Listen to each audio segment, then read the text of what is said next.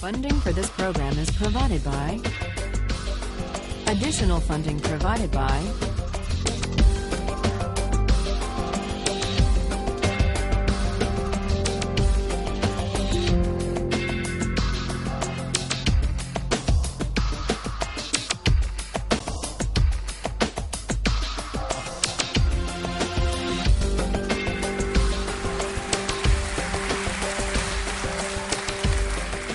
This is a course about justice, and we begin with a story. Suppose you're the driver of a trolley car, and your trolley car is hurtling down the track at 60 miles an hour, and at the end of the track you notice 5 workers working on the track. You try to stop, but you can't. Your brakes don't work. You feel desperate because you know that if you crash into these 5 workers, they will all die. Let's assume you know that for sure. And so you feel helpless until you notice that there is, off to the right, a side track.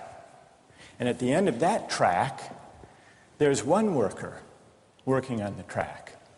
Your steering wheel works, so you can turn the trolley car, if you want to, onto the side track, killing the one, but sparing the 5. Here's our first question.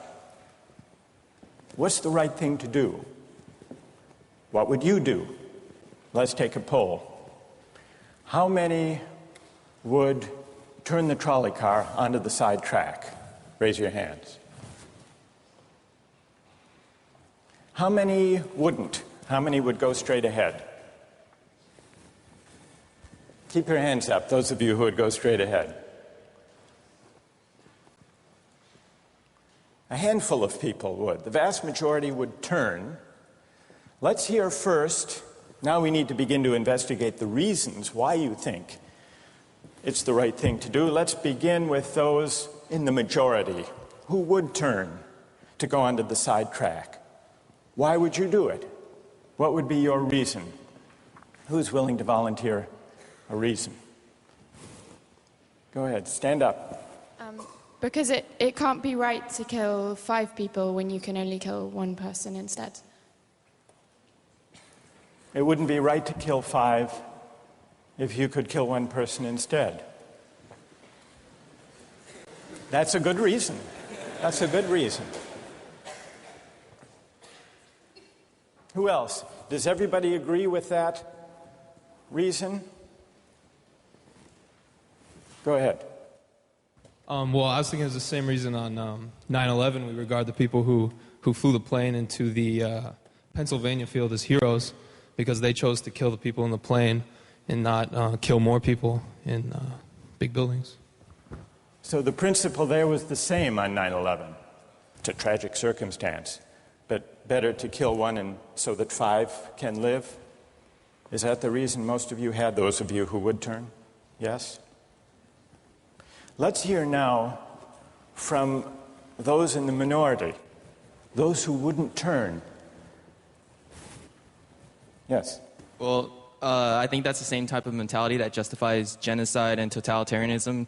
In order to save one type of race, you wipe out the other.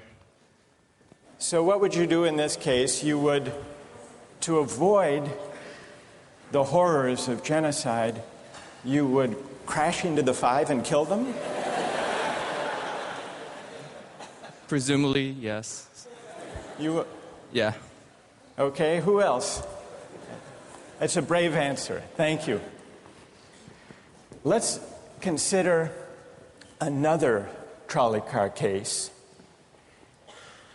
and see whether those of you in the majority want to adhere to the principle, better that 1 should die so that 5 should live.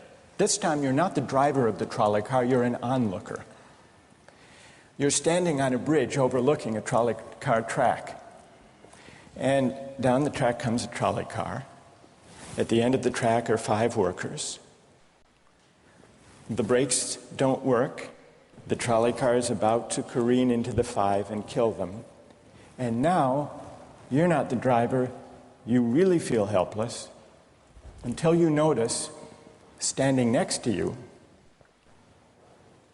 leaning over the bridge, is a very fat man. And you could give him a shove. He would fall over the bridge, onto the track, right in the way of the trolley car. He would die, but he would spare the 5. Now,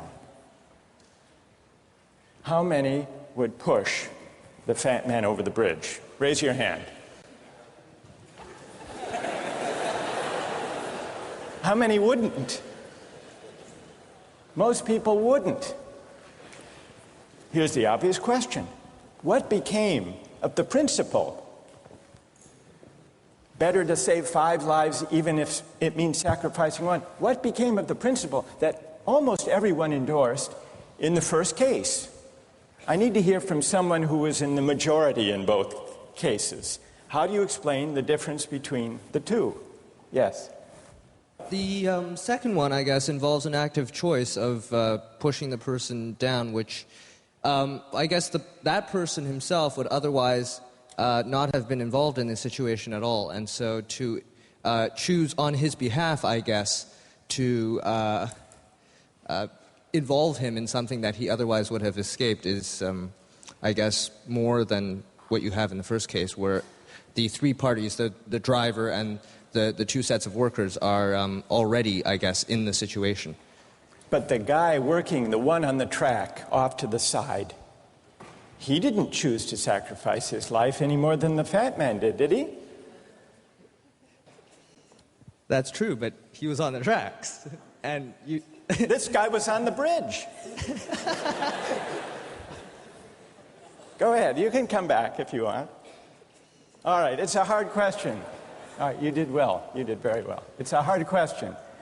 Who else can find a way of reconciling the reaction of the majority in these 2 cases? Yes.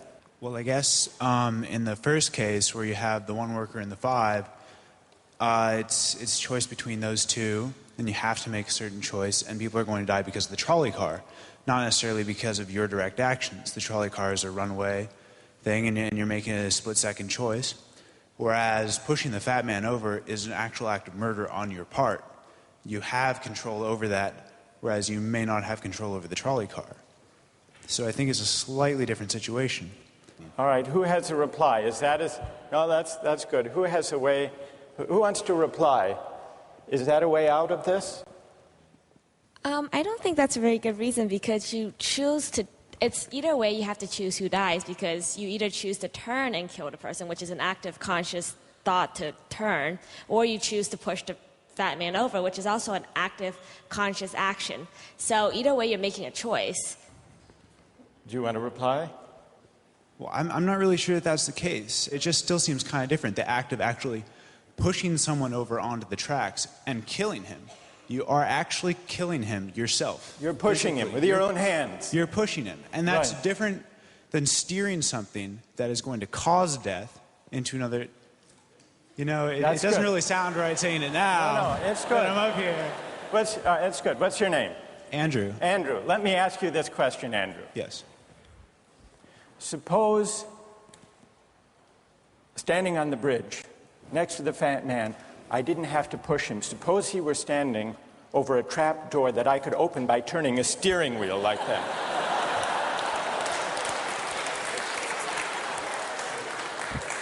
Would you turn? For some reason, that still just seems more wrong. Right? I mean, maybe if you accidentally, like, leaned into the steering wheel or something like that. But, or say that the car is hurtling towards a switch that will drop the trap. Then I could agree with that. Fair enough. It still seems wrong in a way that it doesn't seem wrong in the first case to turn, you say. And in another way, I mean, in the first situation, you're involved directly with the situation. In the second one, you're an onlooker as well. All right. So you have the choice of becoming involved or not by pushing the fat man. Let's forget for the moment about this case. That's good. Let's imagine a different case. This time you're a doctor in an emergency room, and 6 patients come to you. They've been in a terrible trolley car wreck. 5 of them sustained moderate injuries. 1 is severely injured. You could spend all day caring for the 1 severely injured victim, but in that time the 5 would die. Or you could look after the 5, restore them to health, but during that time the 1 severely injured person would die. How many would save the 5? Now is the doctor. How many would save the 1? Very few people. Just a handful of people. Same reason, I assume. 1 life versus 5? Now consider another doctor case. This time you're a transplant surgeon, and you have 5 patients, each in desperate need of an organ transplant in order to survive. 1 needs a heart, 1 a lung, 1 a kidney, 1 a liver, and the 5th, a pancreas. And you have no organ donors. You are about to see them die. And then it occurs to you that in the next room, there's a healthy guy who came in for a checkup. And he's... You like that? And he's taking a nap. You could go in very quietly, yank out the 5 organs, that person would die. But you could save the 5. How many would do it? Anyone? How many? Put your hands up if you would do it.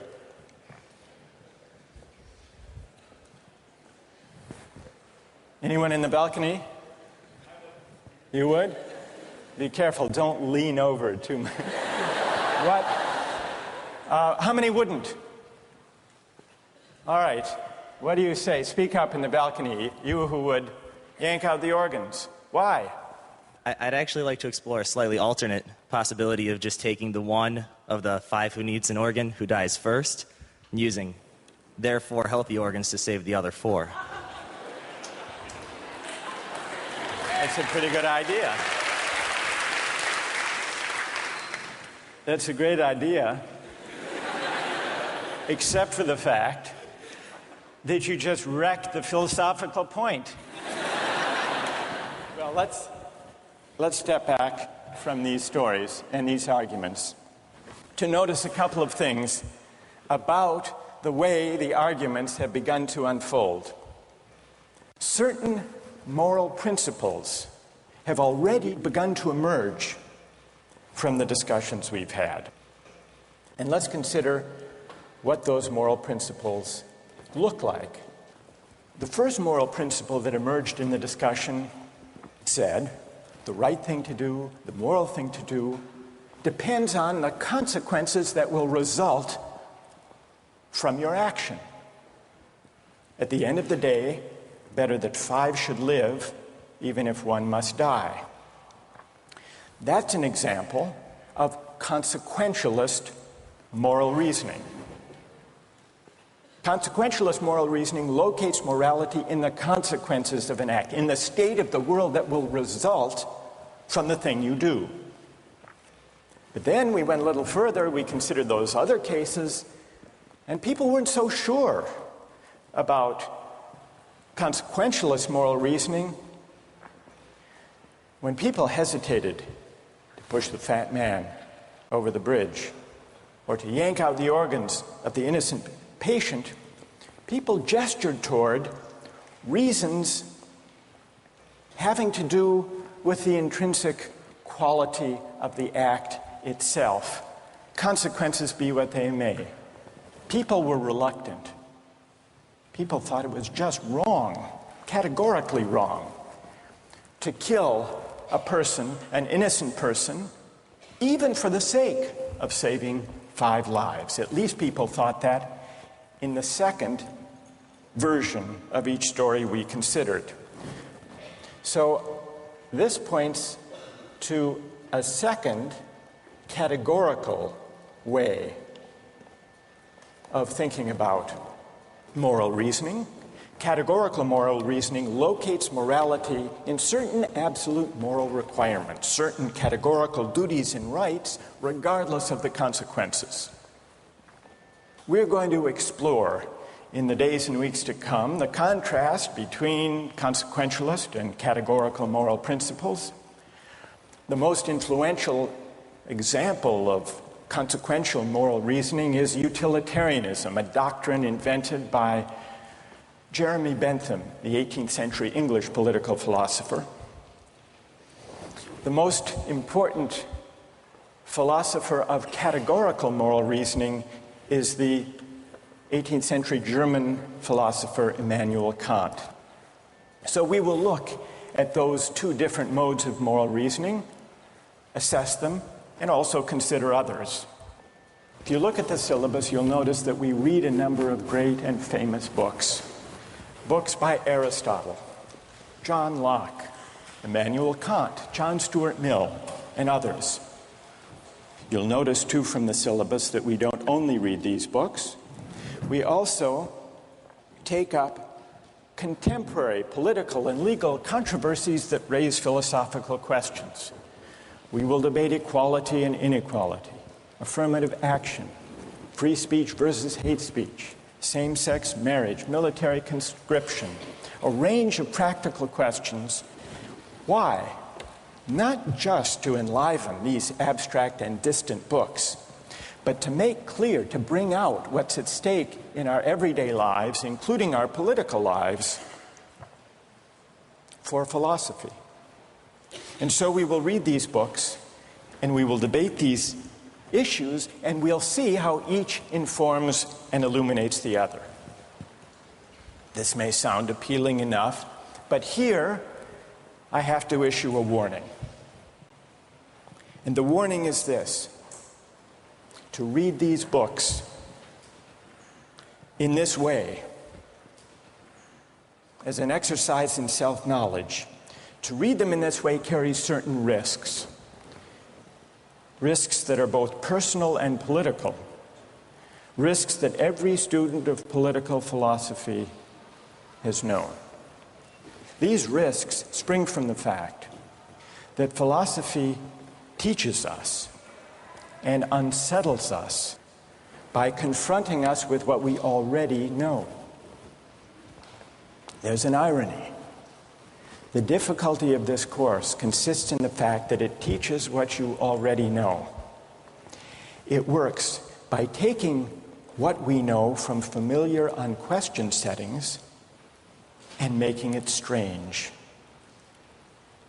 That's how those examples worked. The hypotheticals with which we began, with their mix of playfulness and sobriety.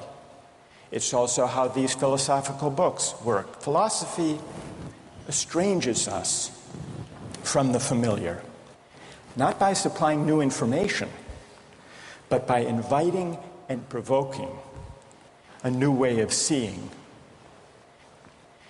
But, and here's the risk, once the familiar turns strange, it's never quite the same again. Self-knowledge is like lost innocence. However unsettling you find it, it can never be unthought or unknown.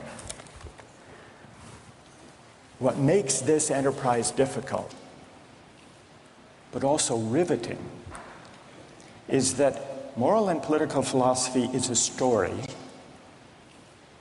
and you don't know where the story will lead, but what you do know is that the story is about you. Those are the personal risks. Now what of the political risks? One way of introducing a course like this would be to promise you that by reading these books and debating these issues, you will become a better, more responsible citizen. You will examine the presuppositions of public policy. You will hone your political judgment. You will become a more effective participant in public affairs. But this would be a partial and misleading promise. Political philosophy, for the most part, hasn't worked that way. You have to allow for the possibility that political philosophy may make you a worse citizen rather than a better one, or at least a worse citizen before it makes you a better one. And that's because philosophy is a distancing, even debilitating activity. And you see this going back to Socrates. There's a dialogue, the Gorgias, in which one of Socrates' friends, Callicles, tries to talk him out of philosophizing. Callicles tells Socrates, philosophy is a pretty toy if one indulges in it with moderation at the right time of life. But if one pursues it further than one should, it is absolute ruin. Take my advice, Callicles says. Abandon argument. Learn the accomplishments of active life. Take for your models not those people who spend their time on these petty quibbles, but those who have a good livelihood and reputation and many other blessings. So Callicles is really saying to Socrates, quit philosophizing, get real, go to business school. And Callicles did have a point. He had a point because philosophy distances us from conventions, from established assumptions, and from settled beliefs. Those are the risks, personal and political. And in the face of these risks, there is a characteristic evasion. The name of the evasion is skepticism. It's the idea, well, it goes something like this. We didn't resolve once and for all either the cases or the principles we were arguing when we began. And if Aristotle and Locke and Kant and Mill haven't solved these questions after all of these years, who are we to think that we here in Sanders Theater over the course of a semester can resolve them?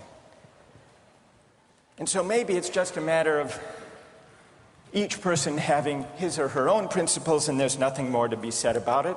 No way of reasoning. That's the evasion of skepticism, to which I would offer the following reply. It's true, these questions have been debated for a very long time. But the very fact that they have recurred and persisted may suggest that though they're impossible in one sense, they're unavoidable in another. And the reason they're unavoidable, the reason they're inescapable, is that we live some answer to these questions every day. So skepticism, just throwing up your hands and giving up on moral reflection, is no solution. Immanuel Kant described very well the problem with skepticism when he wrote, "Skepticism is a resting place for human reason, where it can reflect upon its dogmatic wanderings, but it is no dwelling place for permanent settlement. Simply to acquiesce in skepticism," Kant wrote, "can never suffice to overcome the restlessness of reason." I've tried to suggest through these stories and these arguments some sense of the risks and temptations, of the perils and the possibilities. I would simply conclude by saying that the aim of this course is to awaken the restlessness of reason and to see where it might lead. Thank you very much.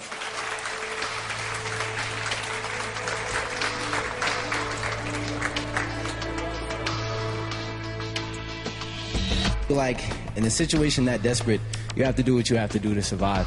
You have to do what you have to do. You got to do what you got to do, pretty much. If you've been going 19 days without any food, someone just has to take the sacrifice. Someone has to make the sacrifice, and people can survive.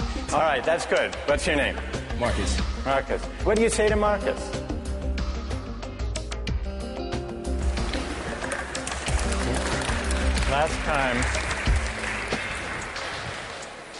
We started out last time with some stories, with some moral dilemmas about trolley cars and about doctors and healthy patients vulnerable to being victims of organ transplantation, we noticed two things about the arguments we had.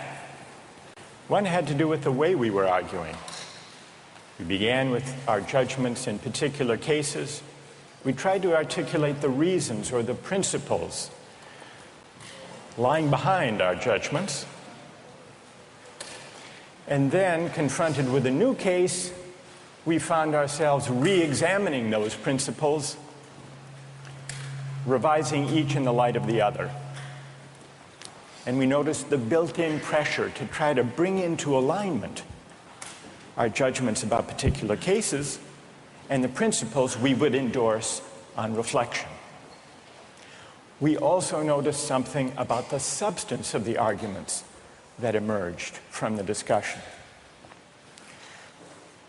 We noticed that sometimes we were tempted to locate the morality of an act in the consequences, in the results, in the state of the world that it brought about. And we called this consequentialist moral reasoning. But we also noticed that in some cases, we weren't swayed only by the result. Sometimes, many of us felt that not just consequences, but also the intrinsic quality or character of the act matters morally. Some people argued that there are certain things that are just categorically wrong, even if they bring about a good result, even if they save 5 people at the cost of 1 life. So we contrasted consequentialist moral principles with categorical ones. Today, and in the next few days, we will begin to examine one of the most influential versions of consequentialist moral theory, and that's the philosophy of utilitarianism. Jeremy Bentham, the 18th century English political philosopher, gave the first clear systematic expression to the utilitarian moral theory. And Bentham's idea, his essential idea, is a very simple one, with a lot of morally intuitive appeal. Bentham's idea is the following: the right thing to do, the just thing to do, is to maximize utility. What did he mean by utility? He meant by utility the balance of pleasure over pain, happiness over suffering. Here's how he arrived at the principle of maximizing utility. He started out by observing that all of us, all human beings, are governed by 2 sovereign masters, pain and pleasure. We human beings like pleasure and dislike pain. And so we should base morality, whether we're thinking about what to do in our own lives, or whether as legislators or citizens we're thinking about what the laws should be. The right thing to do, individually or collectively, is to act in a way that maximizes the overall level of happiness. Bentham's utilitarianism is sometimes summed up with the slogan, "the greatest good for the greatest number." With this basic principle of utility on hand, let's begin to test it and to examine it by turning to another case, another story, but this time not a hypothetical story, a real-life story, the case of the Queen versus Dudley and Stevens. This was a 19th century British law case that's famous and much debated in law schools. Here's what happened in the case. I'll summarize the story, then I want to hear how you would rule. imagining that you're the jury.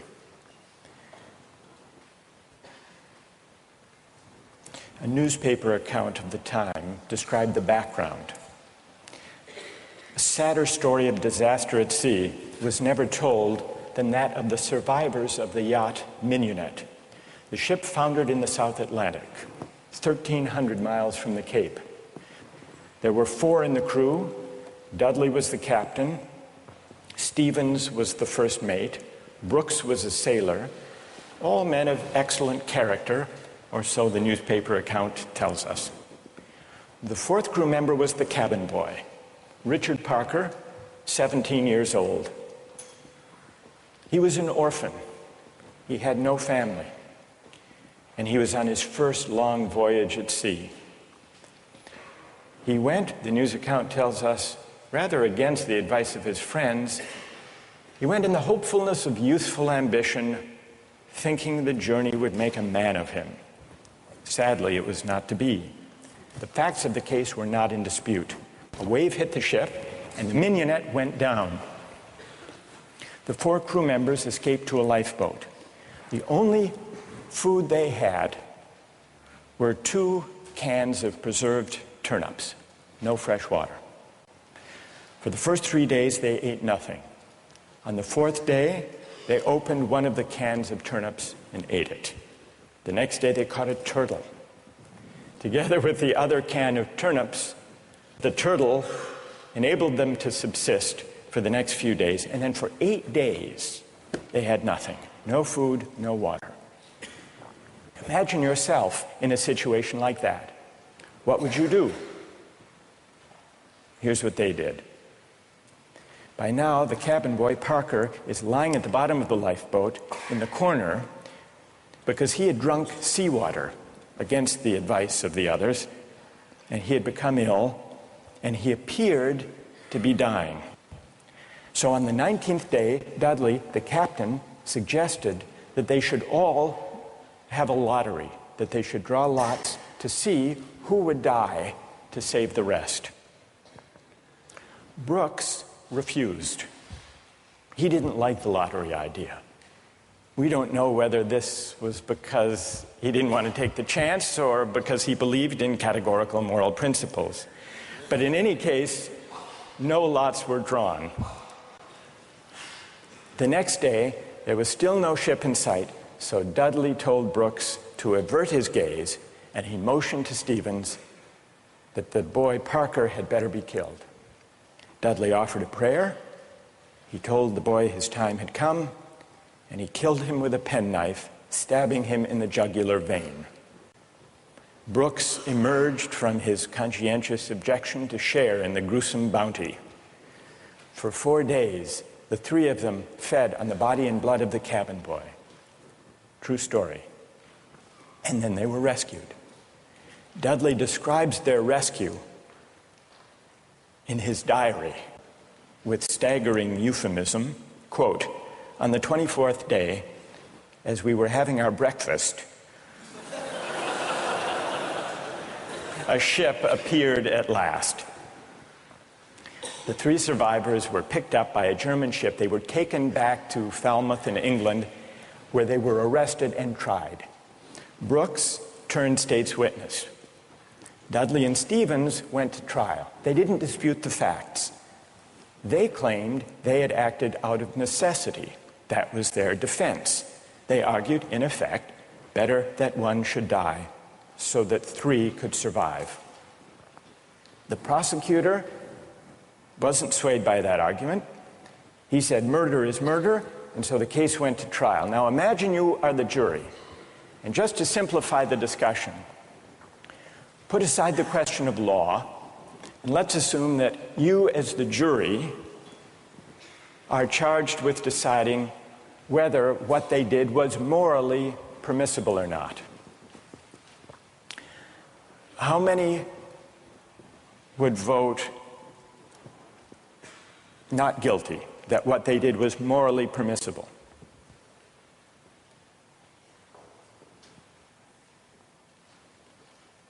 And how many would vote guilty, what they did was morally wrong? A pretty sizable majority. Now let's see what people's reasons are, and let me begin with those who are in the minority. Let's hear first from the defense of Dudley and Stevens. Why would you morally exonerate them? What are your reasons? Yes? I think it is morally reprehensible, but I think that there's a distinction between what's morally reprehensible and what makes someone legally accountable. In other words, as the judge said, what's always moral isn't necessarily against the law. And while I don't think that necessity justifies theft or murder or any illegal act, at some point your degree of necessity does in fact exonerate you from any guilt. Okay, good.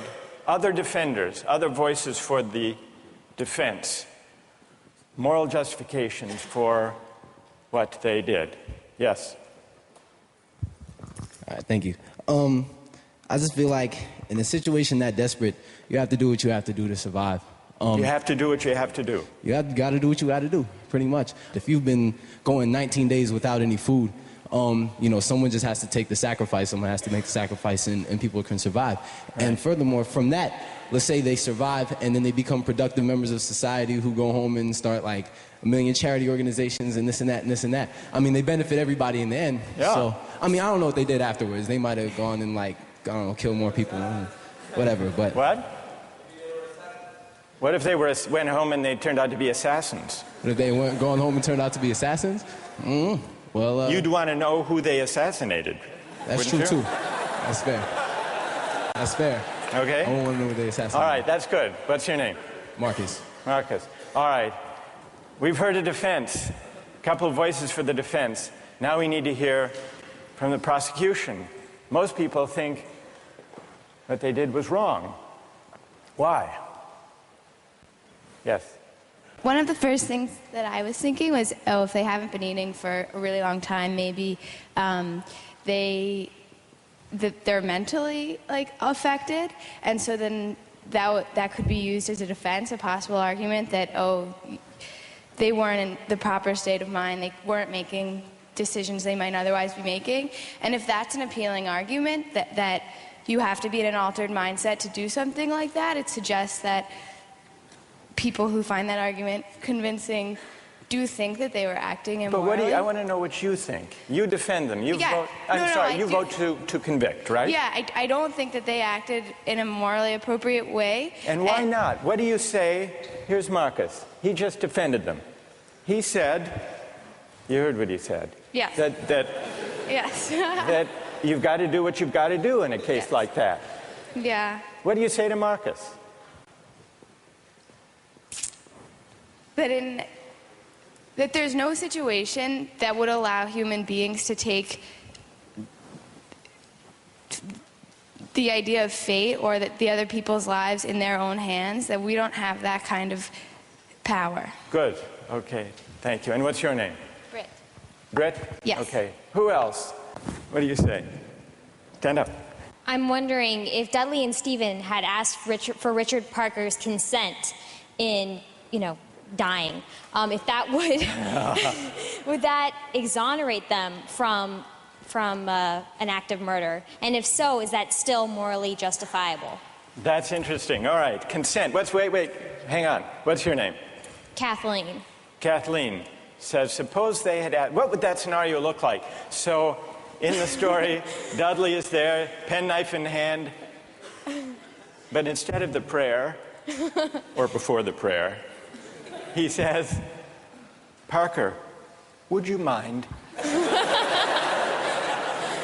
We're desperately hungry, as Marcus empathizes with. We're desperately hungry.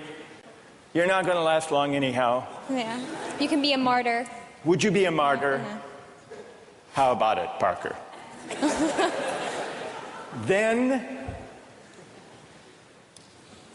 Then what do you think? Would it be morally justified then? Suppose Parker, in his semi-stupor, says, okay. I don't think it would be morally justifiable, but I'm wondering... Even then it wouldn't be. No. You don't think that even with consent, it would be morally justified. Are there people who think, who want to take up Kathleen's consent idea and who think that that would make it morally justified. Raise your hand if it would, if you think it would. That's very interesting. Why would consent make a moral difference? Why would it? Yes. Well, I just think that if he was making his own original idea and it was his idea to start with, then that would be the only situation in which I would see it being appropriate in any way. Because that way you couldn't make the argument that he was pressured, it's 3-to-1 or whatever the ratio was. Right. And I think that if he was making a decision to give his life, then he took on the agency to sacrifice himself, which some people might see as admirable, and other people might disagree with that decision. So if he came up with the idea, that's the only kind of consent we could have confidence in morally, then it would be okay. Otherwise, it would be kind of coerced consent under the circumstances, you think. Is there anyone who thinks that even the consent of Parker would not justify their killing him? Who thinks that? Yes, tell us why. Stand up. I think that Parker would be killed with the hope that the other crew members would be rescued. So there's no definite reason that he should be killed because you don't know when they're going to get rescued. So if you kill him, it's killing him in vain. Do you keep killing a crew member until you're rescued and then you're left with no one? Because someone's going to die eventually. Well, the moral logic of the situation seems to be that they would keep on picking off the weakest, maybe, one by one, until they were rescued. And in this case, luckily, they were rescued when 3 at least were still alive. Now, if Parker did give his consent, would it be all right, do you think, or not? No. No. It still wouldn't be right. And tell us why it wouldn't be all right. First of all, cannibalism, I believe, is morally incorrect. So you shouldn't be eating a human anyway. So cannibalism is morally objectionable as such. So then, even on the scenario of waiting until someone died, still it would be objectionable. Yes, to me personally. I feel like it all depends on one's personal morals. And, we can't sit here and just, this is just my opinion. Of course, other people are going to disagree. But well, we'll see. Let's see what their disagreements are, and then we'll see if they have reasons that can persuade you or not. Let's try that. All right. Let's, now, is there someone who can explain, those of you who are tempted by consent, can you explain why consent makes such a moral difference? What about the lottery idea? Does that count as consent? Remember, at the beginning, Dudley proposed a lottery. Suppose that they had agreed to a lottery, then how many would then say it was all right? Suppose there were a lottery, cabin boy lost, and the rest of the story unfolded. Then how many people would say it was morally permissible? So the numbers are rising if we had a lottery. Let's hear from one of you for whom the lottery would make a moral difference. Why would it? I think the essential element in my mind that makes it a crime is the idea that they decided at some point that their lives were more important than his, and that, that's kind of the basis for really any crime, right? It's like my needs, my desires are more important than yours, and mine take precedent. And if they had done a lottery where everyone consented that someone should die, and it's sort of like they're all sacrificing themselves to save the rest, then it would be all right. A little grotesque, but... But morally permissible? Yes. And what's your name? Matt. So, Matt, for you, what bothers you is not the cannibalism, but the lack of due process. I guess you could say that. Right? And can someone who agrees with Matt say a little bit more about why a lottery would make it, in your view, morally permissible? Go ahead. The way I understood it originally was that was the whole issue, is that the cabin boy was never consulted. about whether or not something was going to happen to him, even with the original lottery, whether or not he would be a part of that. It was just decided that he was the one that was going to die. Right, that's what happened in the actual case. Right. But if there were a lottery and they'd all agreed to the procedure, you think that would be okay? Right, because then everyone knows that there's going to be a death. Whereas, the cabin boy didn't know that this discussion was even happening. There was no, forewarning for him to know that, hey, I may be the one that's dying. All right, now suppose everyone agrees to the lottery, they have the lottery, the cabin boy loses, and he changes his mind. You've already decided. It's like a verbal contract. You can't go back on that. You've decided, the decision was made. If you know that you're dying for the reason for others to live, you would, if someone else had died, that you would consume them. So that's right. But then he could say, I know, but I lost. I just think that that's the whole moral issue, is that there was no consulting of the cabin boy, and that's what makes it the most horrible, is that he had no idea what was even going on. That had he known what was going on, it would be a bit more understandable. All right, good. Now I want to hear, so there are some who think it's morally permissible, but only about 20%. Led by Marcus. Then there are some who say the real problem here is the lack of consent. Whether the lack of consent to a lottery, to a fair procedure, or, Kathleen's idea, lack of consent at the moment of death. And if we add consent, then more people are willing to consider the sacrifice morally justified. I want to hear now, finally, from those of you who think even with consent, even with a lottery, even with a final murmur of consent by Parker at the very last moment, it would still be wrong. And why would it be wrong? That's what I want to hear. Yes? Well, the whole time I've been leaning all towards the categorical moral reasoning. And I think that there's a possibility I'd be okay with the idea of a lottery and then the loser taking into their own hands to kill themselves, so that there wouldn't be, an act of murder. But I still think that even that way it's coerced. And also I don't think that there's any remorse. Like in Dudley's diary, we were eating our breakfast. It seems as though he's just sort of like, the whole idea of not valuing someone else's life.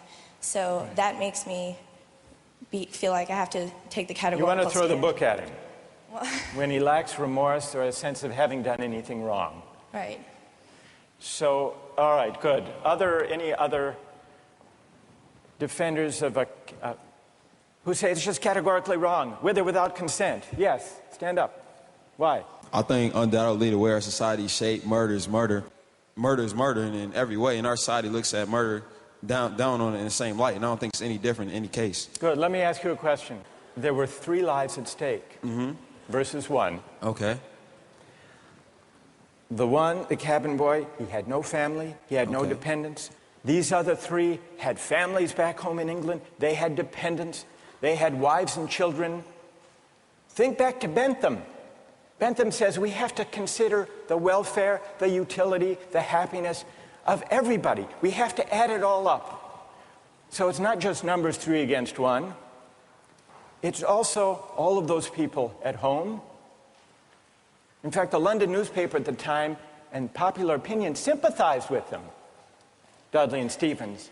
And the paper said if they weren't motivated by affection and concern for their loved ones at home and their dependents, surely they wouldn't have done this. Yeah, and how is that any different from people on a corner trying to have with the same desire to feed their family? I don't think it's any different. I think in any case, if I'm murdering you to advance my status, that's murder, and I think that we should look at that all in the same light instead of criminalizing certain activities and making certain things seem more violent and savage, when in the same case it's all the same. It's all the same act and mentality that goes into murder, necessity to feed your family. So suppose it weren't 3, suppose it were 30, 300.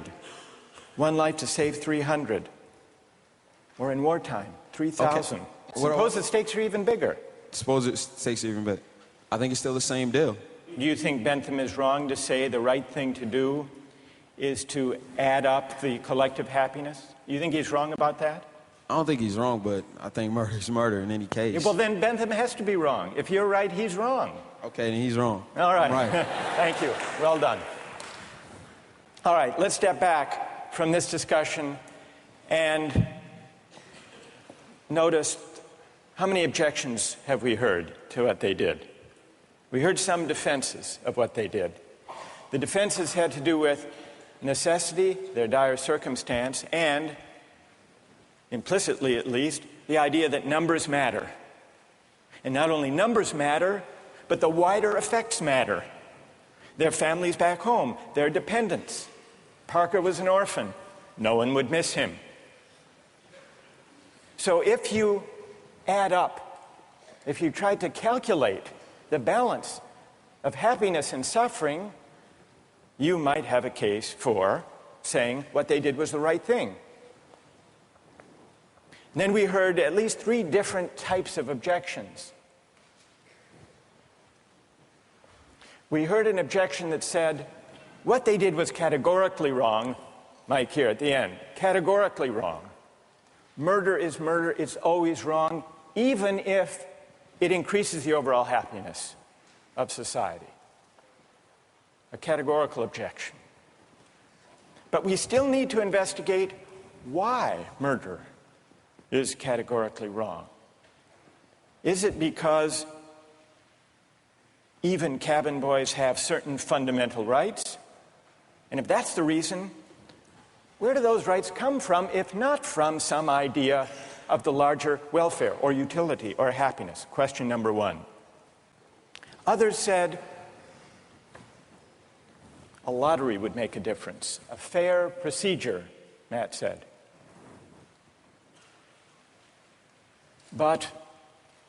And some people were swayed by that. That's not a categorical objection exactly. It's saying everybody has to be counted as an equal, even though at the end of the day, one can be sacrificed for the general welfare. That leaves us with another question to investigate. Why does agreement to a certain procedure, even a fair procedure, justify whatever result flows from the operation of that procedure? Question number 2. And question number 3, the basic idea of consent. Kathleen got us onto this. If the cabin boy had agreed himself, and not under duress, as was added, then it would be all right to take his life to save the rest. And even more people signed on to that idea. But that raises a third philosophical question. What is the moral work that consent does? Why does an act of consent make such a moral difference that an act that would be wrong, taking a life without consent, is morally permissible with consent? To investigate those 3 questions, we're going to have to read some philosophers. And starting next time, we're going to read Bentham and John Stuart Mill, utilitarian philosophers. Don't miss the chance to interact online with other viewers of Justice. Join the conversation, take a pop quiz, watch lectures you've missed, and learn a lot more. Visit justiceharvard.org. It's the right thing to do.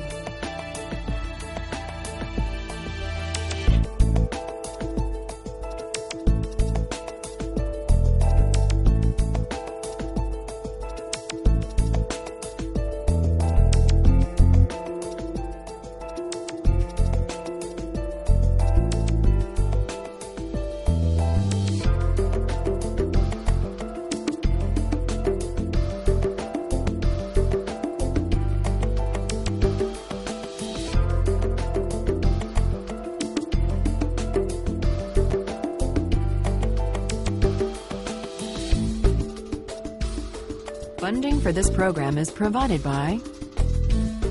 Additional funding provided by